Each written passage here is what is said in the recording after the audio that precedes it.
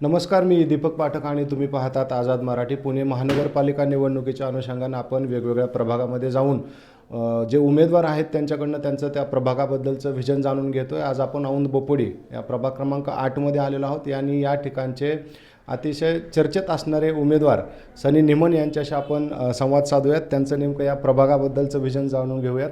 Sir, स्वागत आहे. कसा प्रचार सुरू आहे? चांगल्या प्रतिसाद मिळत आहे. प्रचार उत्कृष्ट चालू आहे. टीम म्हणून आम्ही प्रचार करत आहोत. चारही उमेदवारांचा चांगला नियोजन चालू आहे. बरं, आता प्रचाराला ज्यावेळेस जात आहेत, आम्ही बघितलं खूप झंझावाती असा प्रचार दौरा तुमचा सुरू होता. नेमके कुठले मुद्दे तुम्ही घेऊन जाता लोकांमध्ये आणि समस्या या भागात कोणत्या आहेत? बेसिकली औंध बोपोडी हा जो प्रभाग आहे, ह्या औंध बोपोडी प्रभागामध्ये औंध थोडासा विकसित आणि बोपोडीमध्ये थोड्याशा मूलभूत सुविधांचा थोडासा अभाव असा जो विषय आहे, तर समतोल आणि सर्वांगीण विकास हा मुद्दा आम्ही सर्वप्रथम घेऊन चाललेलो आहोत.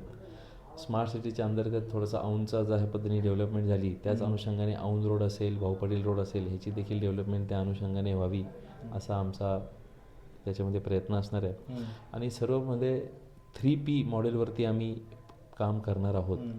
प्लॅनिंग, पॉलिसी आणि पब्लिक पार्टिसिपेशन ह्यात नागरिकांचा सहभाग देखील आम्ही घेऊन ज्या पद्धतीने आम्ही आता आमचा जाहीरनामा घेऊन येतो, जाहीरनामा घेऊन येत असताना नागरिकांच्या आशा, अपेक्षा, तक्रारी काय आहेत त्या अनुषंगाने आम्ही त्यांच्याकडून मागवल्या आणि आमच्या जाहीरनाम्यामध्ये ते इन्कॉर्पोरेट केलेले आहेत.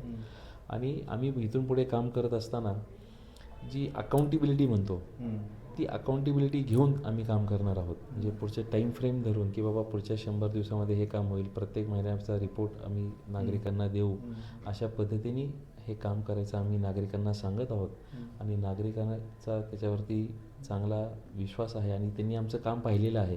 आरोग्यामधलं असेल, क्रीडामधलं असेल, कलामधलं असेल, अशी त्यांनी आमची कामं पाहिलेली आहेत. छाजेड साहेबांचा विचार आणि निबंध साहेबांची धमक ही हा पॅनल घेऊन निघालेला आहे. त्यामुळे नागरिकांचा ह्याला उत्स्फूर्त असा प्रतिसाद मिळत आहे. आता औंध भागाची जर तुलना केली तर बोपोडीमध्ये तशा तुलनेमध्ये जास्त समस्या आहेत. जसं ड्रेनेजपासून पाणी, अतिक्रमण वगैरे ह्या खूपच समस्या आहेत. शिवाय स्लम एरिया पण आहे या भागामध्ये. या लोकांसाठी तुमचं काय विजन आहे? बोपोडी भागामध्ये थोडासा सेवा वस्ती भाग जरी असेल तरी देखील तिथे मूलभूत जी सुविधा आहेत, म्हणजे नळ, गटर, रस्ता, याच्यामध्ये ते व्यवस्थित मिळणं, पाणी त्यांना व्यवस्थित असणं, बरोबर त्यांना आरोग्य देखील त्यांना एक चांगल्या पद्धतीचं असणं एक प्रॉमिस आहे. आता इथं 3 दवाखाने आहेत. शेवाळे दवाखाना आहे, खेडेकर दवाखाना आहे आणि संजय गांधी दवाखाना आहे. संजय गांधी दवाखाना तयार आहे पण अजून ऑपरेशनमध्ये आलेला नाही. खेडेकर दवाखाना म्हणजे कार्यान्वित व्यवस्थित नाही आहे. तर हे म्हणजे अन्न, वस्त्र, निवाराबरोबर जी ह्या 2 मूलभूत गरजा आहेत, शिक्षण आणि आरोग्य, ह्याच्यावरती देखील फोकस करून आम्ही काम करणार आहोत. त्यामध्ये आरोग्यामध्ये ह्या हॉस्पिटल्स जे आहेत, हे हॉस्पिटल्स चांगल्या पद्धतीने कार्यान्वित करणं आणि ज्या शाळा आहेत, चिखलवाडीची शाळा आहे, रमाबाई आंबेडकर असेल, इकडची राजेंद्र प्रसाद शाळा आहे, ह्या शाळा देखील त्याच्यामध्ये जी हजाराचा जो पट होता तो आता 200-300 वरती जो आला आहे, तो परत जे शिक्षण ज्या पद्धतीने मोफत शिक्षण जे नागरिकांना, विद्यार्थ्यांना मिळणं अपेक्षित आहे, त्याचा तो पट वाढण्यासाठी जे शिक्षणाचा स्तर वाढवणं, त्याच्यावरती भर राहणार आहे. जसं मी सुरुवातीला सांगितलं तसं पुणे शहरामध्ये ज्या लक्षवेधी लढती होत आहेत त्यापैकी तुमची एक लढत आहे. विरोधक त्यांच्या पद्धतीनं दावा करतायत की आमचं पूर्ण पॅनल इथं जिंकणार. आता तुमचं याच्याबद्दल काय म्हणणं, तुमचं यातलं ॲनालिसिस काय आहे, तुमच्या विजयाचं गणित काय? नागरिकांनी त्यांचं मत ऑलरेडी विकासाला द्यायचं. नरेंद्रजी मोदीचा जो संकल्प आहे विकसित भारताचा आणि माननीय देवेंद्रजी फडणवीस यांनी जे पुण्याला एक ग्रोथ इंजिन म्हणून जी डेव्हलपमेंट होते, त्यामध्ये मेट्रोचं काम असेल, 24/7 पाण्याचं काम असेल, रिव्हरफ्रंट डेव्हलपमेंट असेल, ह्या डेव्हलपमेंटसाठी स्थानिक लेवलला देखील तेच कमळाचं सरकार हवं, भाजपचं सरकार हवं, हे लोकांनी ठरवलेलं आहे. आणि त्यामुळे ही विकासाची हे ट्रिपल इंजिन सरकार व्हावं.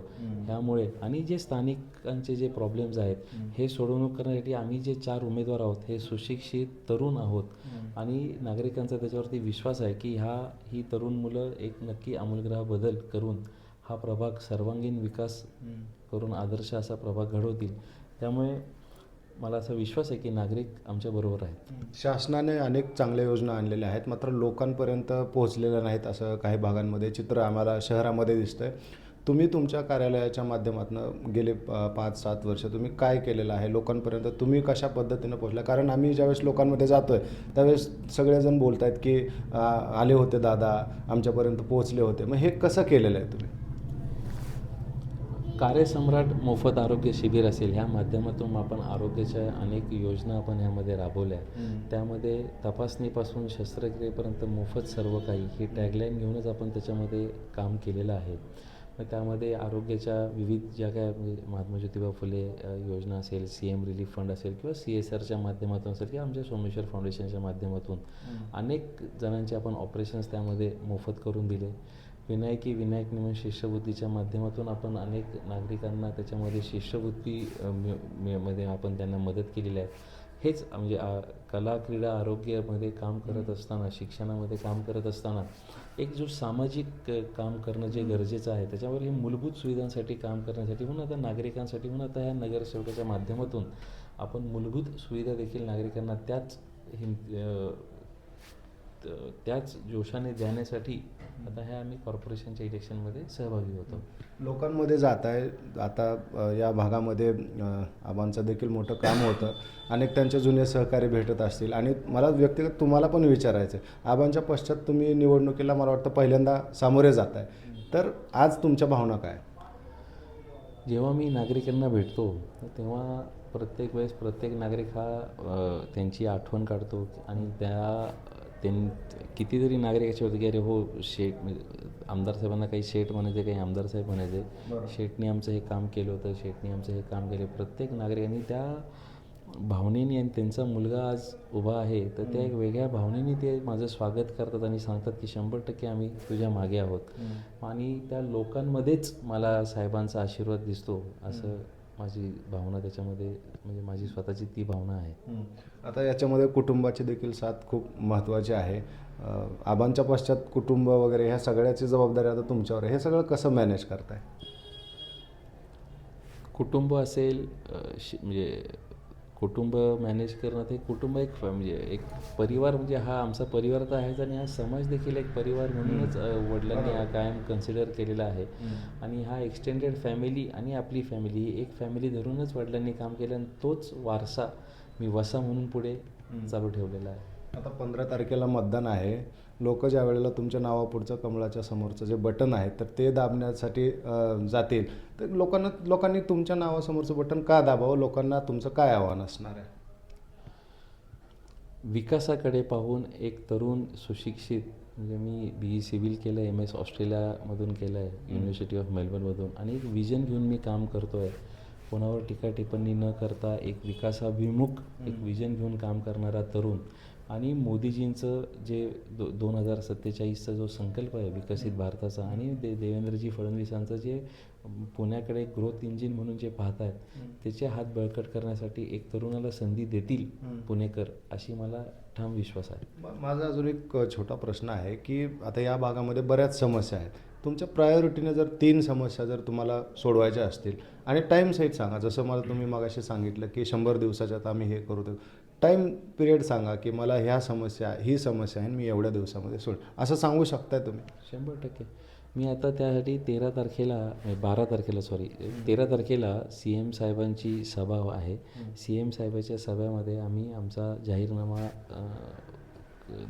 प्रसिद्ध करत आहोत आणि त्या जाहीरनाम्यामध्ये प्रसिद्ध करत असताना पूर्ण टाईम फ्रेम सकटच आम्ही तो जाहीरनामा प्रसिद्ध करणार आहोत. बरं, शुभेच्छा तुम्हाला. खरं तर खूप व्यस्त वेळापत्रक आहे, त्यातूनही तुम्ही आम्हाला वेळ दिला त्याबद्दल खरंच धन्यवाद. तर ते हे होते सनी निमन, त्यांनी आपलं प्रभागाबद्दलचं विजन सांगितलं आहे. शिवाय ते ज्यावेळेला लोकांमध्ये जात आहेत त्यावेळेला त्यांचे वडील असणारे स्वर्गीय विनायक निमन यांच्या रूपाने मतदार त्यांना दिसत आहेत आणि ते आशीर्वाद देतील.